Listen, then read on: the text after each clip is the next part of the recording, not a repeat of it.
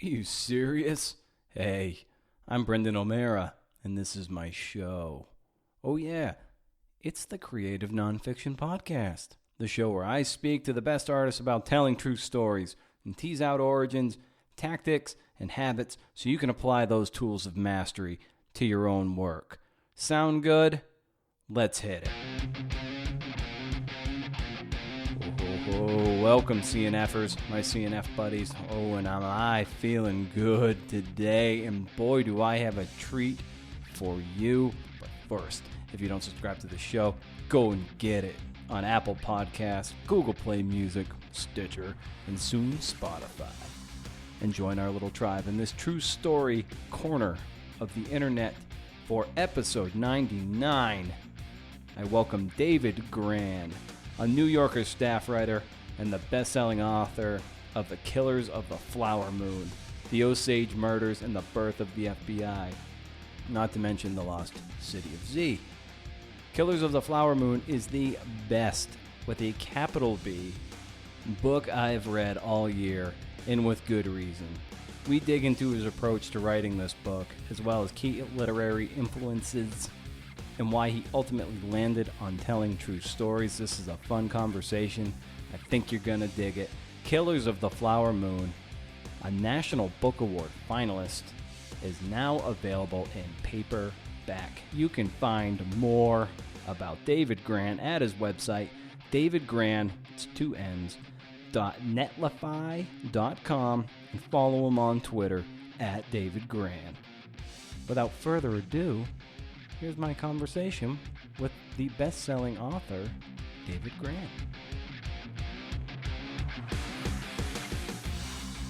Commend you. I've been a fan of your work for years, and sometimes I like to start with maybe not even necessarily a writing or craft question, in a sense that, what do you like to do to kind of decompress from writing? What are some of those other activities that interest you, that get you away from, what it is your stock and trade?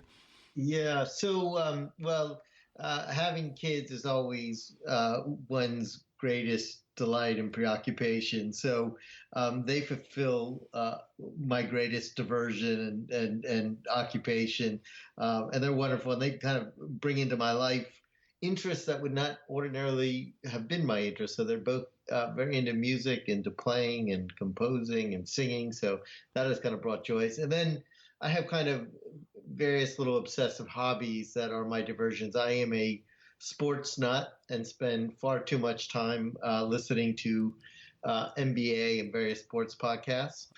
That's great. And I could tell one far too much about the NBA than is one would find healthy. I suppose some people follow the stock market.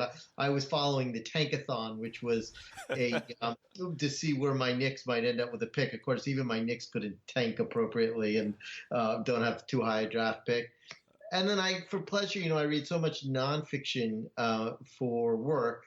I tend to read a lot for pleasure, but that is really fiction. I read a lot of detective fiction, a lot of fun mysteries. I read a lot of like Michael Conley, people like that, Pelicanos, and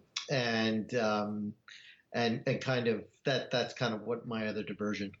Yeah, it's so important to, especially when you're, a lot of the reporting you do is it's intense material. So to have those things that are a little more like candy, page turners, and even sports is just such a good distraction. It probably allows you to go back to the work that you're known for with more energy and rigor.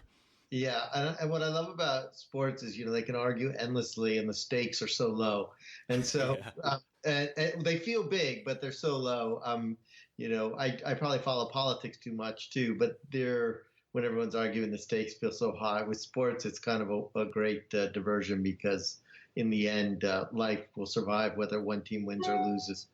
Yeah, of course. And so have you been a lifelong Knicks fan? I have. It's been my curse. Lifelong Mets fan. That's at least had I've at least had a few moments of glory over that span of my life. The Knicks, I've never had a single moment of glory. at least since I've been conscious and could kind of talk. And I follow the Giants football, which also has had some moments of glory. Though I follow football a little less than I used to. Yeah, and yeah, I see. I grew up in outside of Boston, so I'm like a New England everything. So to hear you say that you're a big Giants fan kind of needles me a little bit. Yes, that is true. Well, that's true. But you're allowed a few moments of defeat when which we had given your trajectory. Oh my gosh, yeah, yeah. So I still have like replay sort of like nightmares of David Tyree and Mario Manningham making those catches. Yeah. Well, yeah. So with And I just want to say that catch was all skill, not luck, as some people. Yeah. Oh my God. Yeah. So that's great that you've got those kind of diversions and when you were younger and sort of coming up and growing up in New York City and having maybe did you have a particular literary bent, like you were always drawn to the written word and hope to maybe take that up as a vocation someday? So, in a kind of a little bit of weird familial history, my mom was a publisher and editor. She's actually the first woman editor-in-chief and publisher of a major publishing house and in the U.S. And so because of that, there were lots of authors around when I was growing up. So I met people like Judy Blume and Dick Francis and other writers and Scott Berg. And so writing was and reading was always kind of part of my life. There was always kind of an attraction and kind of a romance about these writers who I met. Judy Blume's book I read when I was young, obviously, and then as I got older. But so these, I think, always had a certain attraction. I really didn't become a big reader, though, until probably, I'm trying to remember, I guess it would be like middle school. I guess we'd refer to it today. I call it junior high back then. And I started to discover when I discovered the novels of S.E. Hinton, The Outsiders and Rumblefish. I began to read all of her novels, and they just that was when I really felt like I had that compulsion where I would pick up a book and I needed to know what would happen, and I would sneak off into the corner to read it, and there'd be other things going on. And then I read another author back then, a guy named Robert Cormier, who wrote The Chocolate War and I Am the Cheese. And I Am the Cheese in particular kind of stuck with me and haunted me. I don't know how many of the listeners would be familiar with his work, but I Am the Cheese is this great little novel. And it has this kind of incredible twist at the end. And I think that twist always stuck with me. And I think it kind of influenced a lot of the novels I like to read, and also my own writing, in which I kind of look for surprises. Of course, I'm doing nonfiction, but I think it had an impact on me in the sense that it stayed with me. How you can kind of have the ground that you're kind of on suddenly fall out from under you as a reader, or the world you're kind of inhabiting. Yeah, I think that's a characteristic of the nonfiction you've been writing for, made a career out of. And what becomes the challenge in trying to surprise a reader when you also have to adhere to the facts? Yeah, so I think a big part of it is the story you choose to write on, because obviously some stories are more linear, and I report on linear stories too. But I think most of life, though, and most stories have a degree of mystery and intrigue about them, in the sense that when we wake up in the morning, we don't know what's going to happen. We don't know what's going to happen next, per se. Events happen.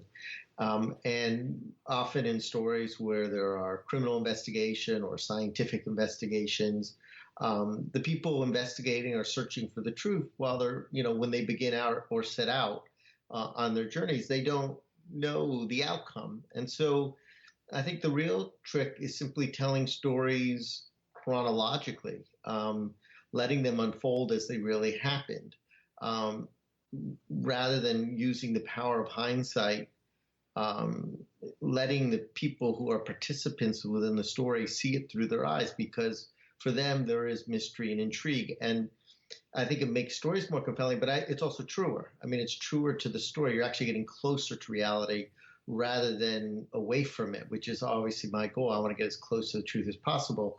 And the truth is for individuals, whether they're living in a criminal conspiracy, whether they're trying to make a scientific discovery, whether they're searching for a giant squid, whether they're a baseball player trying to get back to the major, they don't know how their journey's going to end. And so you try to see it through their eyes and what they experience. And I think it makes the story richer and, of course, keeps that element of mystery or intrigue, which is inherent in the human condition.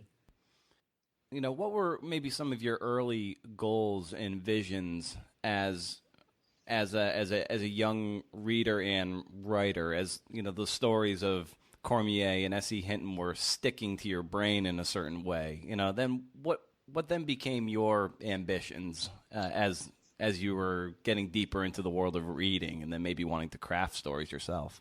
Yeah, well, I mean, obviously, then you start to move on to kind of more often other literature. A lot of the school books stay with me, whether it would have been Hurston or James Baldwin. What was interesting about these writers is, I grew up in kind of a fairly boring suburb and outside the city. I was born in the city, but then grew up in Connecticut. These are the first kind of works that begin to open your eyes to other perspectives, other experiences of the world. So they began to draw me into worlds that were different than mine, and that would influence me in terms of the reporting I would want to do. Issues of social justice that were often inherent in various when you're reading, for example, James Baldwin, I think things like that, Orwell, these influenced me as a writer and the kind of writing I would want to do. Early in my life, I had an urge to write, but I didn't know what form that would take. And in trying to learn to write, I kind of wrote in every form possible. So I wrote really bad poetry. I wrote essays. I tried to, once I got to college, I tried to write some op-eds, which I was very bad at. Mm-hmm. I did straight reporting. I wrote some creative fictions. I just wanted to write, and I didn't yet know what was the form that best suited me. And so, I'm always impressed by people who have very linear career paths or evolutions. I am too chaotic to have such a linear path. And so for me, it was a lot of trial and experimentation, learning more what I was good at, but all the time trying to write in any which way possible, because obviously that's how you learn to be a writer. And then I eventually kind of went to journalism. It seemed to better fit me. I kind of needed the real world to kind of bolster me and things I saw. I'd rather kind of find the story and excavate it than make it up. And so that became what interested me. But even then, within that form, it was an evolution to get to creative nonfiction. I started out doing more straight journalism, and in some ways it was ill-suited for me because I always tended to tell stories from kind of beginning to end, the way my grandmother used to tell me stories when I was growing up about her family and her history and her husband, or my grandfather who had fled Russia on foot and raced motorcycles. She would kind of tell me these incredible stories about him. They always had a beginning, middle, and end. And whenever I would write newspaper stories, I would turn them in, and the editor would say, "This is really good, but we're going to take your last paragraph and make it your second paragraph because the reader needs to know what's coming." Right. Wow. So yeah, that must have been, talk about formative experience, being like maybe like sitting at your grandmother's feet as she's telling these stories. Yeah, that, as much as probably any reading, that probably stimulated my imagination more than anything. And what was always particularly kind of arresting about the experience is my grandfather at that time, by the time I knew him, he had had a stroke. He was very old. He could barely move. I mean, he really didn't talk much. He just kind of sat in a chair. And he kind of would just kind of look out at the view out the window, or sit on the porch and just kind of look at the trees. And so she would tell me these stories, and I could kind of see him almost immobile. And of course, these stories were these incredible escapades and adventures. And so kind of seeing him there and then hearing these stories about his youth somehow made those stories extremely powerful to me. Yeah. And do you think that, hearing those oral stories, those oral histories from your family, that in fact like influenced your prose style so it would land well on the ear as well as the eye?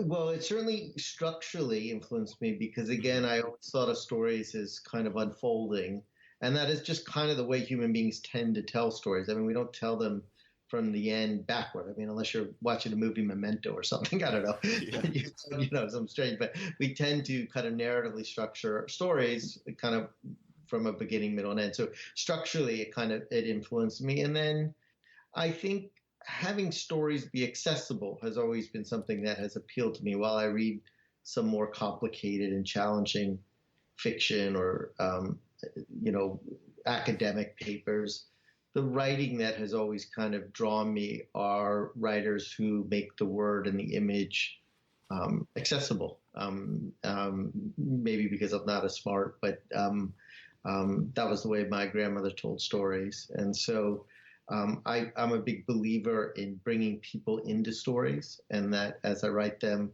they really hopefully can be accessible to anyone. And then I'm also a big believer that within that kind of storytelling structure, I mean, whether it just, you read the Bible, it's very accessible.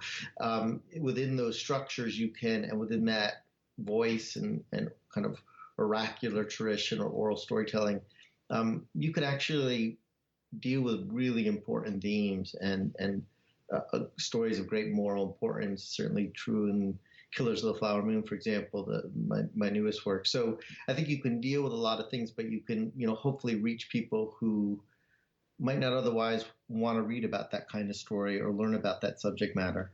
Mm. So you graduate from Connecticut College in '89, you receive Thomas Watson Fellowship, and you go to Mexico to conduct research. What brought you there, and what kind of experience was that for you?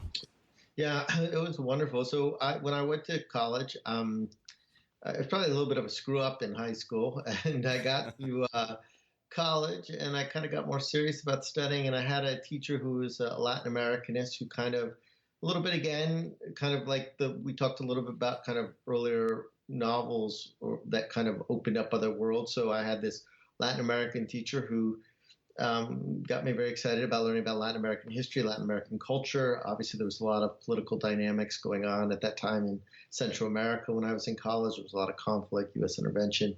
And so I began to kind of learn everything I could. I decided to learn Spanish in college. I learned French in high school, so I decided to learn Spanish. And I actually studied abroad my junior year in Costa Rica. And then after college, I had this fellowship to Mexico where I lived with several families of different socioeconomic backgrounds, looking at the change from one-party rule. That was when Mexico was transitioning from one-party rule, but trying to document it as much anthropologically by living with these families, how that kind of was affecting the families. And so it was a wonderful experience, and it kind of brought me into, again, cultures and places I would never have been otherwise. And it also began my first real reporting experience. There was a English language magazine published by La Jornada. It doesn't exist. I think La Jornada still exists, big newspaper, but the English magazine that they published doesn't exist anymore. And I lived in Puebla, which was about 2 hours, I think it was about southeast or something like that, my geography, southwest, in any case, outside of the city.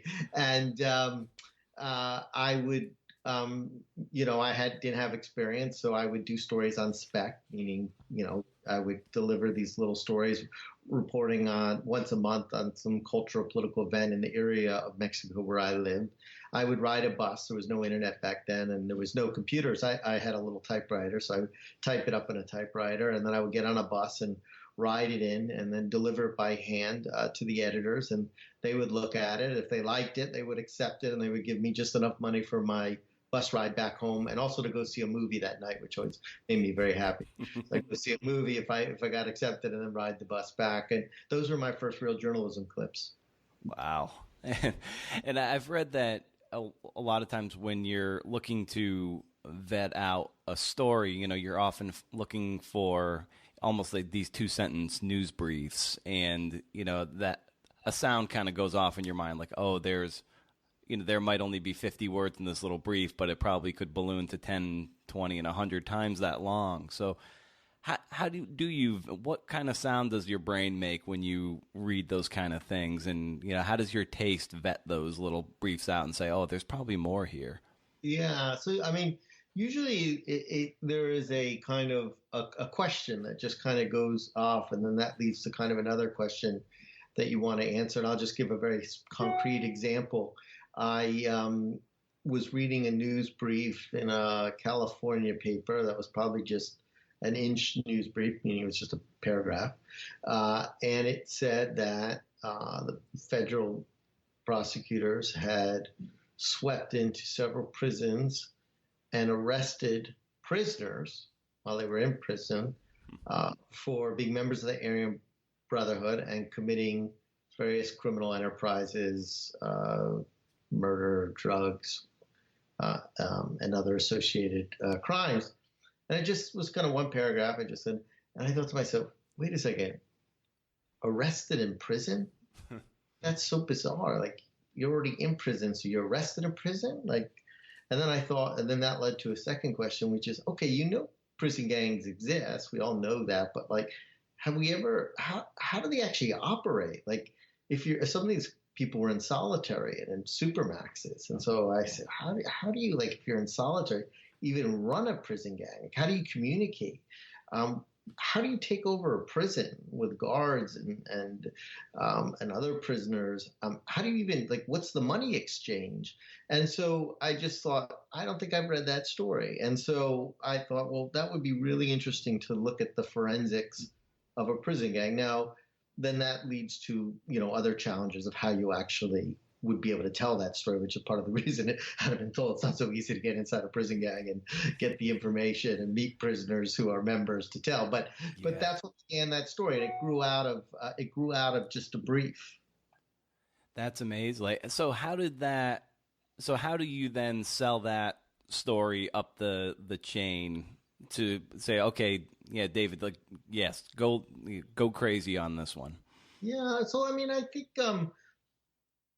especially at the New Yorker, I have great editors. I have an editor named Daniel Zaleski, who's, I think, one of the greatest editors in America. It's kind of this secret. He edits so many great writers, and we have very similar instincts and ways of wanting to tell stories. And David Remnick, who's the editor of the New Yorker, has just been terrific at kind of, when you get to a place, it takes a little while to kind of sort out what are the stories you want to do, what is the magazine looking for. But they have given me great space to kind of pursue my passions. They've kind of, being an editor of a magazine is like it's like kind of like being psychiatrists. You have to kind of figure out what makes each writer tick.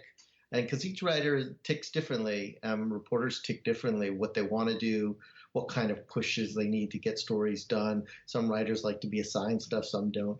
But with me, I think they kind of figured out that I kind of do these somewhat more unusual, off-beaten stories. And if I'm really obsessed with them, I tend to do a better job. And so when I presented this story, they shared the questions. And the only times they've really rejected stories is when they've been right. They'll raise something and I'll be like, yeah, you're right. That's not so good. Maybe they'll bring up some flaw in it or say, oh, well, wait, that was just done everywhere. There's, every once in a while I'll pitch some crime story that's too gothic. And David says, save that for your gothic tales. But for the most part, it's kind of been a wonderful partnership, I would call it. I mean, we really are partners. And so I would pitch the story that way. Now, of course, it would hinge on whether I could tell the story. How would I be able to tell a story like that? And that began a journey of, getting prosecutors to help me, looking for old court records, but then ultimately trying to find a member of the prison gang who would talk to me. And so I found out there was a defector from the Aryan Brotherhood who had once been one of the top leaders. And he had defected after the gang had decided to kill the family of a snitch outside the prison. And he thought that went too far. He thought that was, and so he had defected from the gang, and he had probably more death threats upon him than anybody in the prison system. And I discovered there was almost a witness protection for certain prisoners. And he was in that, where he was like a ghost prisoner. He wasn't listed on official prison records. It wasn't disclosed publicly, and he was kept off in isolation. And I had somebody who let me know. It took me for ages to try to find where he was. Somebody in law enforcement eventually helped me. And I contacted the prison to say I wanted to come speak with him. And they denied that he was there. And then about an hour later, I got a call from the law enforcement person who was helping me, and they said they think you're a sleeper agent coming in to kill him, and they're moving him from the prison. Um, Wow. and and so this person explained to the prison that I was a legitimate reporter and a writer with the New Yorker, and the prison understood that, and I was able to send a letter to this prisoner, Michael Thompson, and he agreed to meet me, and he met me in prison. I had to change my clothes. I was led into a special room. He was in a Hannibal Lecter-like cage, all glassed and walled off. It wasn't like we normally meet prisoners and you could sit across from them. He was in kind of a bulletproof, weapon-proof, I guess it's plexiglass. I don't know what they make those things of. Yeah. A box, and began to interview over a few days, and that allowed me entryway to tell the story. Wow. And as from a craft perspective, what do you feel like you struggle with, that you have to wrestle with, every time you're either with in your reporting phase or your writing phase? What do you struggle with? Yeah, well, I think every story is a struggle, to be honest. I mean, I don't, very rarely do I think they are easy. I know there are writers who, David Remnick, who I mentioned, he seems to, it seems easier to him. He's very prolific. I don't know. He edits a magazine, writes his beautifully, perfectly structured pieces. He seems to disappear into his office and come out an hour later with 10,000, immaculate words. And for me, it's certainly more of a struggle and a puzzle, I should say. And some of that struggle is not always the right word, because part of the attraction is the challenge and the puzzle. I don't like to tell the same story twice. I'm a generalist, and I'm always looking for a story that will push me in some ways, either subject-wise to learn about something new, structurally, reporting-wise. And so they always make you nervous or struggle, but it also what makes it intriguing. I think a lot about structure in stories, how to tell them, going back to what we're talking about, tell stories that will bring readers in and hold them. The stories I always loved to read were the stories that held you in their grip, and, to try to tell stories in such a way that they will hopefully hold the story in such a grip. And I think the hardest thing for me is writing, is just on a sentence level. Structures are like a puzzle. I can usually figure them out. Writing sentences doesn't come naturally to me, and I always want to be a better writer.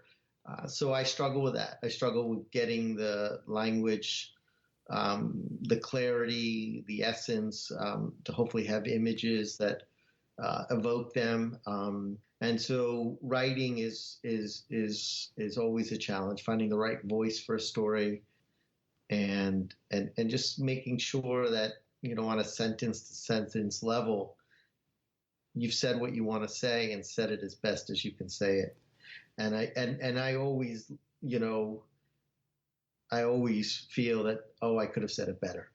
Or someone, right. There's, if I had a Philip Roth gene, the writing would have been better. Yeah, that's so many people have that struggle, and they, or whether it's a fear or a struggle, they just have sometimes it's just hard for them to get the words out, because maybe it's like that Ira Glassian gap between what they are capable of making and what they want to make. And yeah, I wonder how, like, since you struggle with the writing and you're dancing with that self-doubt, how do you process and work in the face of that? Yeah, I mean, there are no shortcuts. You just have to just kind of plow through it, which means, I spend hours and hours sometimes at a computer, and some days it goes well and some days it doesn't. I have little kind of modest tricks of, I think sometimes just going for a walk can help you. And the trick is there are kind of two parts of your brain that you need for writing, but they get in the way of each other. So one part is getting the words on the page and kind of writing more freely, and the other is the kind of the editor who's looking at each sentence going, oh, why'd you put that adverb there? Or, you don't need that adjective. Or, oh, wait, is that even grammatically correct? Wait, I don't think the comma goes there. Yeah. And so those two things. And so you kind of want to separate those processes as much. And so sometimes if you're getting too hung up or, going for a walk or exercising, I find sometimes it just clarifies the brain. You kind of want to be relaxed when you're writing and not be too self-conscious. And then obviously when you're editing and rewriting and revising, you want to be more conscious.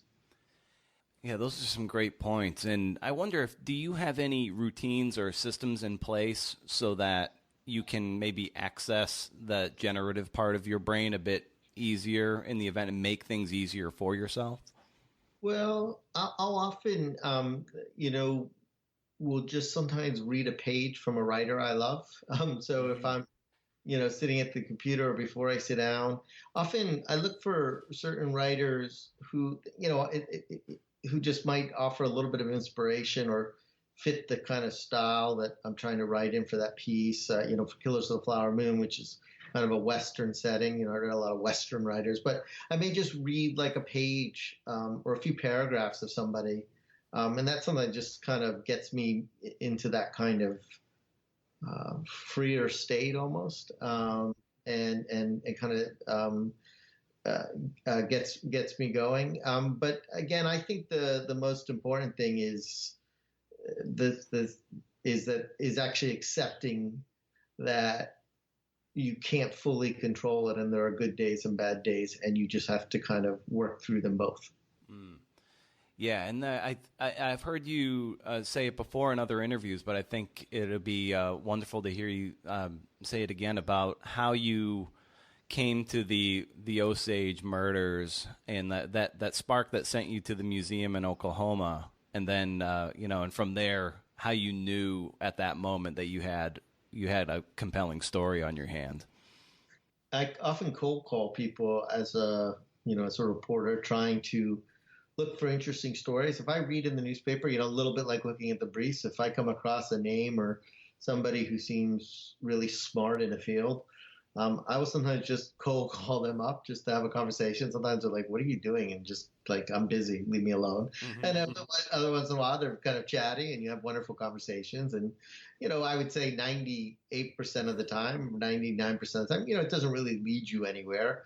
It's kind of like when you read the newspaper looking for stories. Most days you don't find something that will necessarily set you on your way, but you're looking for that 1%. And I had learned that there was a historian at the FBI internally, a guy named John Fox. And I also learned that there was a historian in the CIA internally. The problem with that historian is they don't let you speak to him. But I called the FBI historian. I just said, my name is David Grann, and I write stories. I work at the New Yorker, and just was hoping to talk about the FBI history and just was kind of interested if there were cases that the Bureau had worked on. And we talked primarily about COINTELPRO, which was the FBI's illegal surveillance of leftist groups in the United States during the 70s. And but at one point he had mentioned just almost in passing the Osage that in the 1920s, one of the Bureau's first cases was looking into a kind of a series of murders of the Osage Indians. And after I got on the phone with him, I mostly looked into COINTELPRO because that was the bulk of our conversation. But then I kind of thought, well, there seems to have been a lot written about it. And I kind of went back and looked at my notes and I said, oh, wait, what's this Osage case? And I started to try to kind of look into it, but I couldn't really find anything. So I decided to make a trip out to the Osage Nation. And at that point, I wasn't planning on, I didn't even know if I'd write a story. I just thought it was intriguing enough just to know that that there was this case where in the early 20th century, the Osage Indians had become the wealthiest people per capita in the world because of oil, and that they had been then serially murdered. And so I made this trip out to the Osage Nation, and I visited the museum there. And when I was at that museum, I saw this large panoramic photograph on the wall that was taken in 1924, and it showed members of the Osage Nation along with white settlers. And when you looked at it, I mean, it's a beautiful, enormous photograph. I didn't even know they had panoramic cameras back then, but it's a panoramic shot. And it looks very innocent. But I noticed that a portion of the photograph was missing. And I asked the museum director who I was meeting for the first time, she would later become a friend. I said, what had happened to that part of the photograph? And she said that it contained a figure so frightening, she decided to remove it. And she then pointed to the missing panel and she said the devil was standing right there. And she then went into the basement and pulled up an image of the missing panel, which showed one of the killers of the Osage. And, I was very struck in that moment that the Osage had removed that picture, not to forget what had happened, but because they can't forget. And yet here were people like me who had no knowledge of this history or never been taught it, who had completely forgotten it. We had erased it from our conscious. And for me, that really was the galvanizing moment where I said, I really need to tell this story if I can. And the project grew out of trying to understand who that figure was. And of course, it led me to what I would come to realize was one of the most sinister crimes in American history. Yeah, the sinister is that when I was just sort of thinking, after I had finished the book and I was just thinking back over it, about the conspirators and the devil in this case, and he almost wanted, like, you couldn't be there but you had to know that at some point they were having some meetings in some remote places and they were orchestrating this thing, and it just made it all the more evil just to think of the machinations behind this conspiracy. Behind this act, it was just almost sickening to think of it. Yeah, well, they were, and one of the things that made them so sinister was that these were deeply intimate crimes. These were inheritance schemes, and so the way the killers would try to steal the Osage's oil money, because the Osage were getting rich because of these massive oil deposits under the land, and each Osage had what was called a head right, which was essentially a share in this mineral trust, and a head right could not be bought or sold. It could only be inherited. And so to swindle these head rights involved these deeply intimate crimes in which the conspirators, the white conspirators, would pretend to love you and often even have children with you while systematically plotting to murder you over years. I mean, there was such an intimate betrayal and deception, and it's one of the things that made these crimes so deeply sinister. Yeah, their patience and their capacity to be comfortable with the evil they were committing is just all the more chilling as you read it. Ultimately,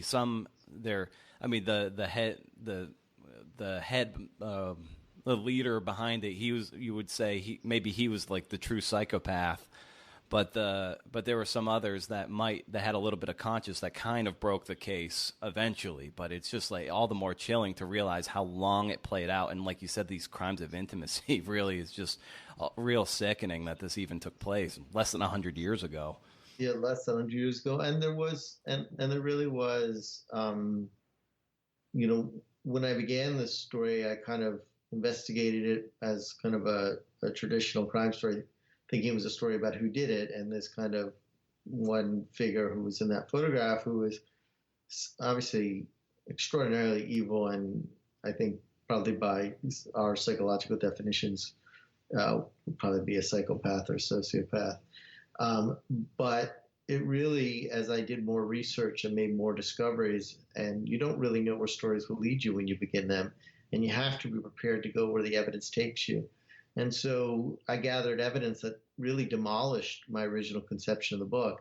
And by the end, it became a book not about who did it, but who didn't do it. And it was really about a culture of killing. And there were so many people who participated in these crimes. And some of them, the thing that made it so disturbing is that rather than there being a singular evil figure, evil lurked in the hearts of so many seemingly ordinary people. Yeah. Oh, and talk about the logbook that you came across in your research, which, to use your terms, just really spoke to the banality of evil. Yeah. So I went to an archive in a branch of the National Archives in Fort Worth, Texas. A lot of the federal records from that area of Oklahoma and Indian Territory end up in these archives. And it's kind of a massive warehouse. It looks like something out of Raiders of the Lost Ark, where they store the Covenant at the end. Mm-hmm. And I was pulling records on something called the guardianship. And for the listeners who aren't familiar, there was such prejudice at the time that the U.S. government went so far as to pass legislation requiring many Osage, wealthy Osage, to have white guardians to manage their fortunes. Yeah. Here you could be this great Osage chief, and you could have a white guardian telling you whether you could buy that car or this toothpaste. And the system wasn't abstractly racist; it was literally racist. It was based on the quantum of Osage blood. So if you were a full-blooded Osage, you were deemed "quote unquote" incompetent and given one of these guardians. And of course, it also created one of the largest state and federally sanctioned criminal enterprises, as many guardians swindled tens of millions of dollars from the Osage. And so when I was at that archives, I was doing some research on the guardianship system, and I had wanted to check whether a certain Osage had had a certain guardian. So I had pulled a box of guardian records, and inside I had found a ledger, or looked like a ledger, or a logbook. I had a fabric cover, and it covered just a few years in the early 20th century.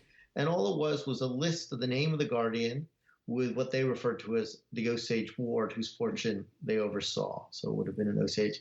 And the only other thing in the book was if an Osage ward had died, and I put ward in quotes because that's the term they used, somebody had written, some anonymous bureaucrat had just written the word dead next to that name. And so when I opened the book and I looked at the name of a guardian, I saw that they had had 5 Osage whose fortune they had overseen. And next to the first name, it said the word dead. Then next to the next name, it said dead. And the next name, it said dead. And the next name, all 5 had the word dead scribbled next to it. That's a 100% mortality rate in just a few years. And I was like, that's crazy. That doesn't make sense. I mean, those Osage had money they had. Well, so I began to look at other names of guardians, and I noticed one had, if my memory serves me correctly, about 12 Osage whose fortune they had managed, and there was a 50% mortality rate, 50%. And again, it defied any natural death rate, and on it went. And I began to realize, looking at that book, that I was looking at the hints of a systematic murder campaign. And it really demolished my notion that this was about a singular evil figure. Instead, there were all these other deaths. Now, some of them may have been by natural causes. It didn't specify. But I looked into several of the deaths, and you could find clues and hints of murder. And you realize that this book got at the banality of evil. I mean, it was this very kind of antiseptic, almost forensic book. I kept thinking about the bureaucrats who would simply write in the book the word dead, dead, dead, obviously knowing that none of this is right. And you had to be holding that book and realize, it took me a moment to realize what I was looking at. But again, it really drove home that the breadth of this conspiracy, and that this really was about a culture of killing, and that there were so many people who were complicit. There were, doctors who administered poisons. There were morticians who covered up bullet wounds. There were sheriffs and lawmen on the take, or who were guardians. There were many others who were complicit in their silence. Yeah, that's what makes it just, the more you think about it, the more chilling it is, because you don't hit the reader over the head with that. You're just left thinking about it. Like, you close a chapter and you really just ruminate on it for a second, and you're like, whoa, this is some just twisted, evil stuff that happened. You almost want to say it happened hundreds of years ago and we've advanced from it. But my God, this, like we were saying earlier, this happened less than 100 years ago. And it's just such a recent history that's just incredibly embarrassing, and all the more sad that it was marginalized to this point. Yeah, I always think about one of the killers who was caught, one of the few who was caught. And in testimony, I don't remember the quote exactly now, but he said something to the effect that, we didn't look at, and it would have been about 1926, he said this, we didn't look at killing an Indian, that's the term he used, we didn't look at killing an Indian any different today than we did back in the 1700s. Mm. Yeah, you had said at one point that uncovering, reporting, and telling the story was an attempt to fill in your own ignorance. And 100%. Yeah. And I wonder, like, did this book become weighted with a sense of duty at some point? Well, I mean, you tell different stories, and they all hold you in certain ways, but there are obviously some stories you do that have greater moral importance. And this certainly was one of them for me. And when I began reporting the story, photographs became very important to me in telling the story in a way that they had not been in my previous work, because I really saw this as a work of documentation, of kind of chasing ghosts and trying to document every which way I could this missing history, or this largely erased history from our conscious. So I began to gather photographs of the victims, and originally I just had a couple or a few photographs, and over time the number of those photographs kept growing until they lined a wall of my office.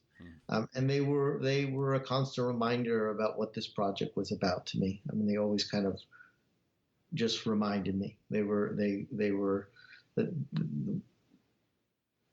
centered me about what the project was about. Yeah, and the way the photographs are threaded throughout the whole book, the book in itself kind of unfolds like a documentary film in a way. Did you get that sense as you were packaging it? Yeah, that I really wanted to integrate the photographs in a way. So also the story is so sometimes hard to believe. I mean, it's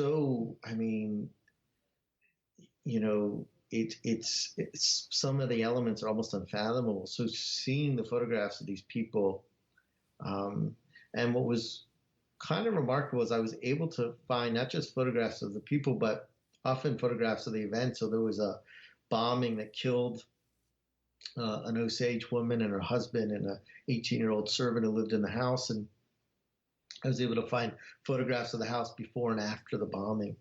And so again, getting at this work of kind of documentation.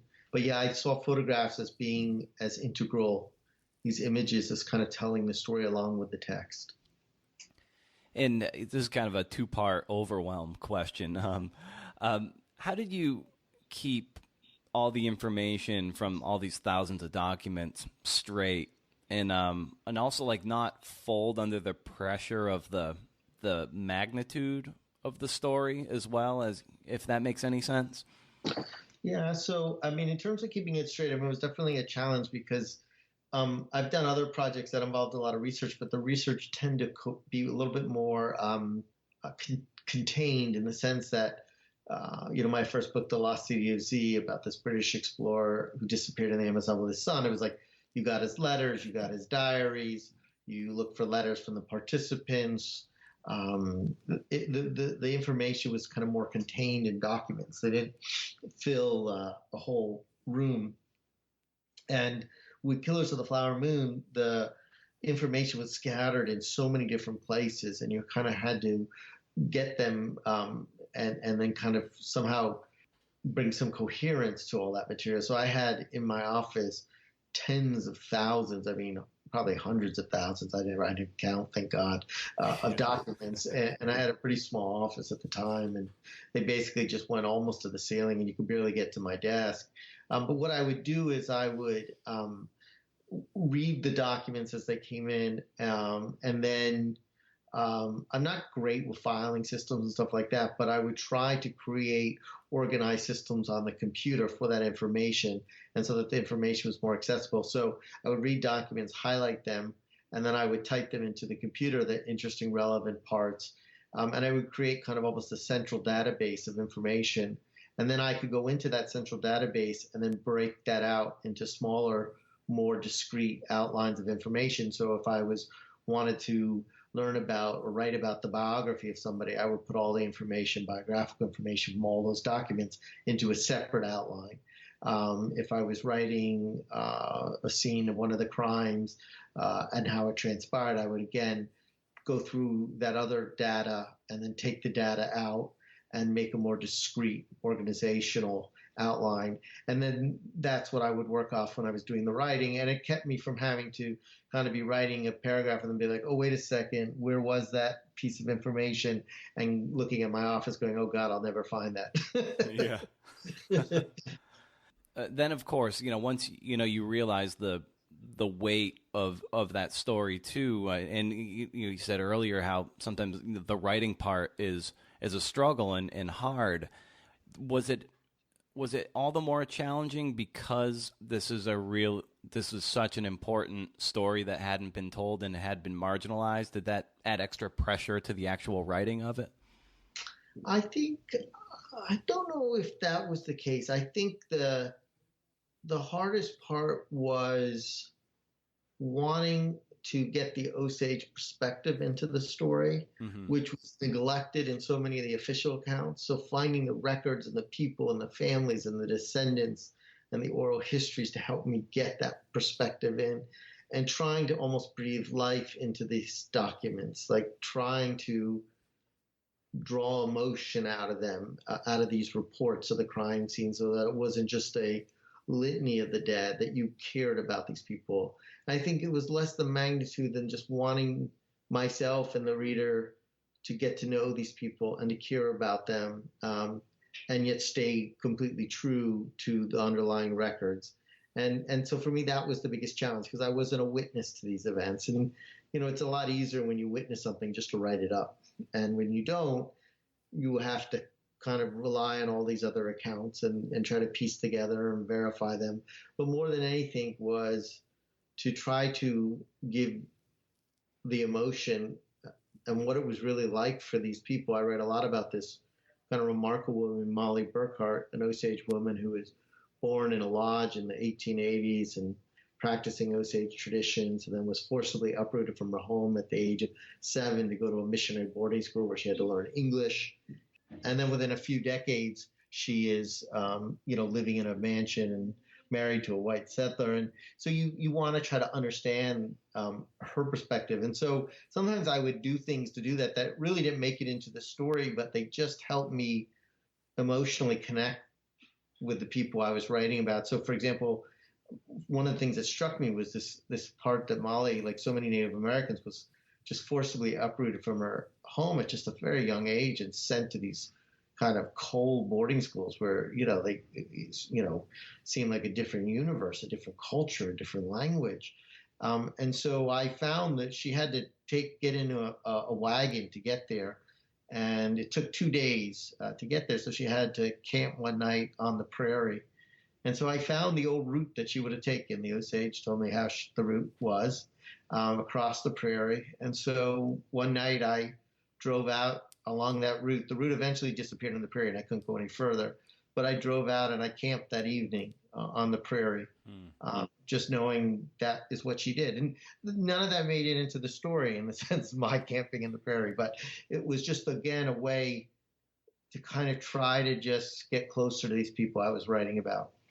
Yeah, and that emotional connection is all the more important, and I think responsible in your part in that third part of the book where you track down the descendants, and by doing that, the first 2 parts, it almost feels like that's ossified a part of history and probably could have stood alone on its own, and it's kind of a whodunit, who didn't do it thing that you were referring to, but by adding that third part with you as the main narrator with the descendants, it showed that this thing that happened decades ago still has reverberated and is still very emotionally raw to people 2 and 3 generations later.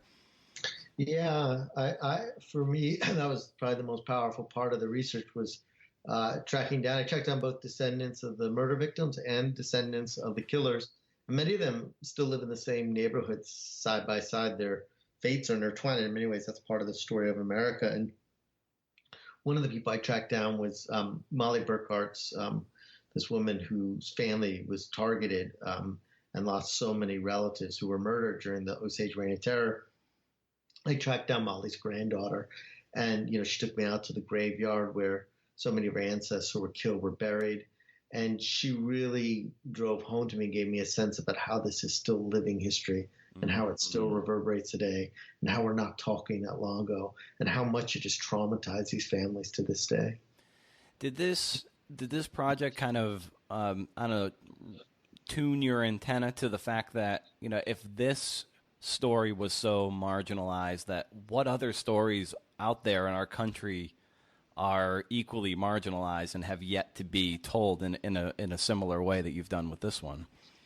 Well, you certainly realize that, and when you kind of go around, you realize that there are other stories like this. Many Native Americans in this country have their own kind of versions of the Osage Reign of Terror. Obviously, the particulars are different. They may not have been rich from oil money, but their own trails of tears, their own sagas that were largely neglected from many of the people writing histories.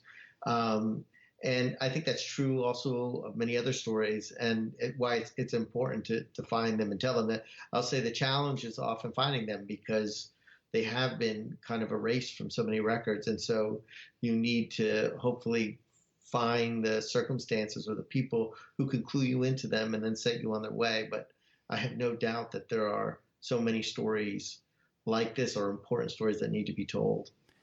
And at what point did the story of the rise of the FBI enter the story?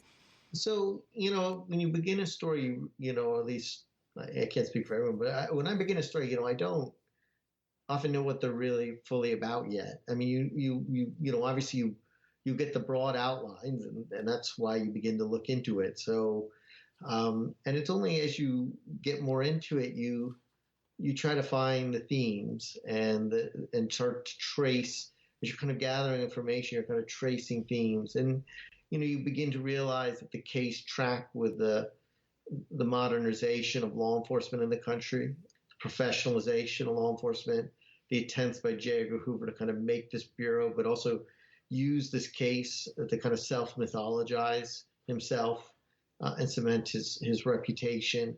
And so you begin to realize that is a theme running through, and it's part of the story, and so you want to weave that through, and then you just keep digging deeper, and it can sound kind of too grand when you say it, but you start, at least for me, when I was researching the story, I really saw the case really is both about a microcosm of the original sin from which the country was born, this conflict of white settlers with natives, and all playing out in the 20th century.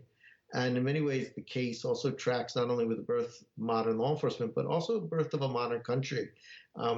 The two of the main people I write about is Molly Burkhart, this Osage woman, and one of the investigators who worked for the Bureau. And both of them in many ways straddle two centuries or two civilizations. In the case of Molly, where they were kind of born in the countryside, Molly in a lodge, and by the 1920s she's living in a mansion. She has white servants. She's married to a white settler, and Tom White, this FBI agent, he was born in a log cabin on the Texas frontier, practicing law enforcement when he grew up at a time when justice was meted out by the barrel of a smoking gun. By the time he's working on the Osage cases, he's wearing a suit. He is learning to adopt modern techniques like fingerprinting and handwriting analysis, which was important to the case. And he has to file paperwork, which he can't stand as he's part of this kind of larger bureaucratic organization. Yeah, and I love, too, how as you were doing your research and trying to figure out how to tell the story, that it wasn't until you had read Faulkner's Absalom that everything kind of clicked into place for you. And I love how you were just like at a certain part deep in the process that you were clearly like open to suggestion, however that suggestion was going to reach you. And like using that as an example, like do you sometimes like cherry pick, like, oh, I've read this novel, that's a kind of a cool structure, maybe I'll have a story one day that'll fit that? Or is it something that rises more organically through the material?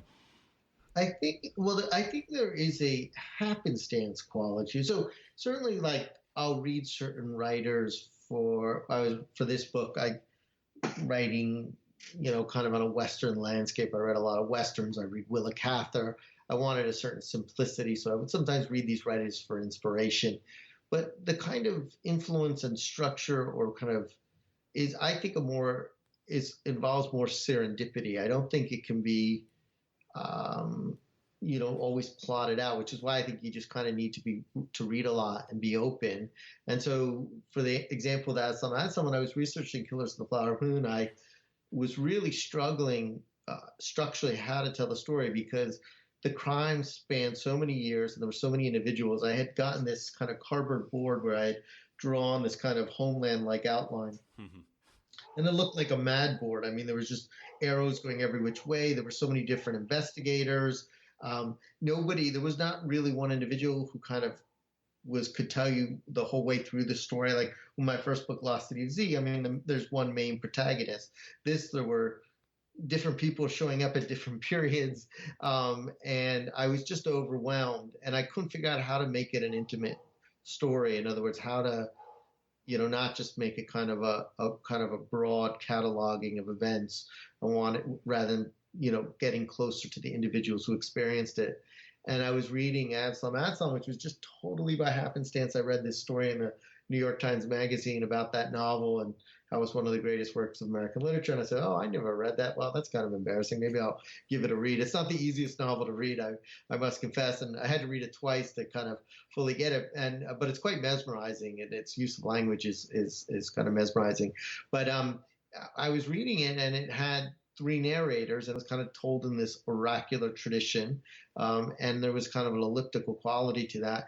And I thought, wait a second, three narrators, all have a slightly different perspective. And I thought, well, I could tell the story from the perspective of Molly Burkhart, who is in the center of this conspiracy. I need to anchor the story with her. Now, there's not enough historical records for me to tell the whole story from her point of view, but there's enough for me to be able to tell one portion of it from her perspective, or largely from her perspective. And I can pick one investigator rather than like 28 of them. And Tom White was such an interesting individual. And I thought, well, okay, I can tell it from his perspective. And then the other element was, well, how do I bring into the present all these new cases that I'm slowly uncovering that are kind of demolishing the original narrative? The people I'm writing about aren't aware of that, of these latter discoveries. And so I thought, well, I'll have to tell part of it in the present, and I can tell that from my perspective. And I'm really just a cipher to get that information in, but it'll also let you see these Osage, see what happened to the Osage today, meet these descendants. And so that structure, it was really when I thought of that structure and I said, okay, I can tell this now. I can tell this. Because of the grim nature and the evil nature of the story, was this hard on you mentally to have to be so deeply immersed in this? And were there ways that you came out of it so you didn't get pulled down into the darkness? Well, I don't think I was. Oh, it's a good question, and I'm always careful about exaggerating. Or I think writers, we tend to kind of mythologize ourselves a little bit, and either our suffering or whatnot. And I always try to be a little bit careful about that, because for me, the thing I really care about is the story. And obviously, the people who really suffered are these families and the descendants. And but there was a certain weight, and I will just say that when I finished and was able to pack up some of the documents in the boxes, there was a certain element of relief that, mostly also just because it took so long, and I didn't know if I would ever kind of make my way out of kind of being able to tell the story and get to the end. And so there was relief in that. But I would also say, the book has a lot of evil, but I was also struck by a lot of goodness. And it's probably a story about as close to good and evil as anything I've written about or probably will ever write about again, where you had almost a purity of evil. We talked a little bit about that, one of those killers, the so-called devil. I don't think I've ever really encountered evil quite like that. And but you also had a lot of goodness in people like Molly Burkhart and Tom White, and I got to spend time with them, and I got to spend time with the descendants who were such lovely people. And so I think that also made it easier telling the story. And nothing has made me happier than going back to Osage territory since the book came out, presenting the book to the Osage, presenting it to so many of the descendants who helped me. I couldn't have told the story without them, sharing it with them. And that has been about as rewarding as any experience I've ever had, and I think I ever will have. Well, wonderful. Well, David, the book's a masterpiece. Like I said, it's the best book I've read all year. It's such a wonderful piece of journalism and writing and storytelling. So I just want to thank you for the work you do, and thank you for carving out an hour of your morning here to talk shop. This is really, really a pleasure and an honor. Thank you so much. It was my pleasure. All right, David, take care. All right. Thank you. You got it. Ciao. How great was that? Big thanks, as always, to you, the listener, and to David for taking an hour out of his morning to talk shop. Hey, you want to help the show? I know you do. Share this episode with a friend, and think about giving a review on iTunes. You can also share it on your social platforms. You dig? If you leave an honest review, send me a screenshot of it, and I'll coach up a piece of your work of up to 2,000 words. Not a bad deal. You can give you get. Head over to BrendanO'Mara.com for show notes and to subscribe to my monthly reading list newsletter. I give out my reading recommendations and what you might have missed from the world of the podcast on the first of the month. Once a month, no spam. Can't beat it. Is that it? I think it is. Thanks for listening, CNFers. I'm out.